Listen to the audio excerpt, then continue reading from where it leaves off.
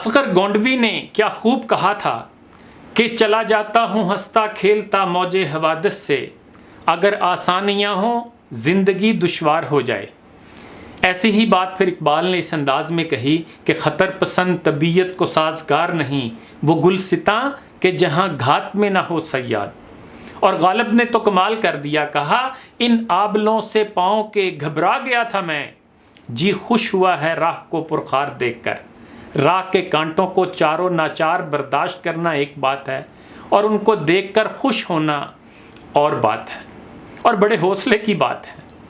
جی خوش ہوا ہے راہ کو پرخار دیکھ کر وہی کہہ سکتا ہے جسے اپنے زور بازو پر، اپنی قوت برداشت پر، اپنے عزم سفر پر اعتماد ہو اور بھرپور اعتماد ہو۔ اور یہ خطر پسندی اور یہ ذوق سخت کوشی ہی زندگی میں کامیابی کی ضمانت ہے۔ غالب کے اس شعر میں یہ فکرہ جی خوش ہوا ہے پورے شعر کی جان ہے۔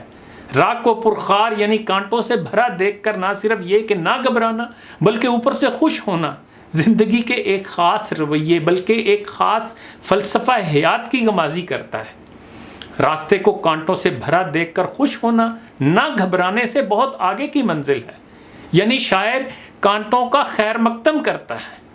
اس کا ایک مطلب یہ بھی ہو سکتا ہے کہ سوچ اور کردار کی وجہ سے ایک تو پاؤں میں آبلے پڑے ہوئے ہیں، اوپر سے جو راہ ہے وہ پرخار ہے، گویا مزید تکلیف یا مزید آزمائش کا سامان ہے۔ اس موقع پر مایوسی یا بددلی کا رد عمل بھی ہو سکتا ہے، بلکہ وہ زیادہ نیچرل ہے۔ اب شاعر کی سوچ یہ ہے کہ وہ بظاہر بدترین صورتحال کے بھی روشن پہلو کو دیکھتا ہے کہ راستہ کانٹوں سے بھرا ہوا ہے تو کیا، کم از کم پاؤں کے چھالوں سے تو نجات ملے گی۔ گویا مشکل ترین صورتحال سے دوچار ہو کے بھی وہ پریشان نہیں ہوتا، بلکہ مردانہ وار اس کا مقابلہ کرنے کے لیے آگے بڑھتا ہے۔ راہ کے کانٹوں کو چاروں ناچار برداشت کرنا ایک بات ہے، اور ان کو دیکھ کر خوش ہونا اور بات ہے، اور بڑی عظیم بات ہے۔ غور کریں کہ زندگی کی راہ کا کوئی کانٹا ڈرنے سے، بچنے سے، پریشان ہونے سے اپنی جگہ سے نہیں ہٹتا۔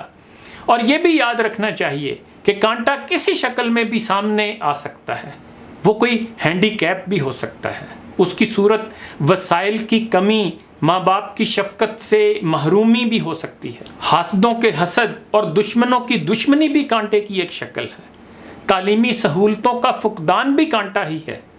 غرض کانٹوں کی ہزار شکلیں ہیں، ہر شخص کی راہ کے کانٹے علیحدہ ہوتے ہیں، لیکن سب کا نتیجہ یکساں ہوتا ہے، یعنی رکاوٹ، آزمائش، امتحان، جسمانی یا ذہنی اذیت۔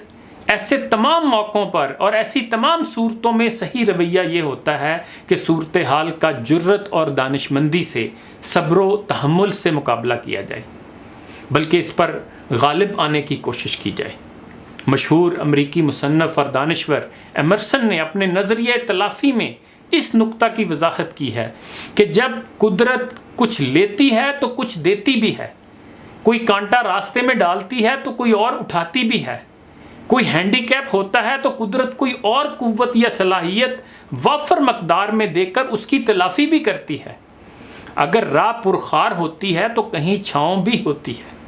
سفر ہے شرط مسافر نواز بہتی رے، ہزار ہا شجر سایہ دار راہ میں ہے، اور اگر چھاؤں نہیں ہے تو نہ صحیح، آخر تپتی دھوپ میں بھی تو لوگوں نے بڑے بڑے لمبے سفر کیے ہیں، لہذا کسی ہینڈی کیپ کو ہینڈی کیپ، کسی معذوری کو معذوری، کسی مجبوری کو مجبوری، کسی رکاوٹ کو رکاوٹ نہیں بننے دینا چاہیے کہ دلیروں اور جرت مندوں کا شیوا یہی ہے۔ مشکل پسندی کی عادت ڈالنی چاہیے۔ شیخ سعدی کا قول ہے، اگر سلامتی کے خواہاں ہو تو وہ ساحل پر ہے، لیکن اگر موتیوں کی تلاش ہے تو وہ پھر کارے دریا میں ملیں گے۔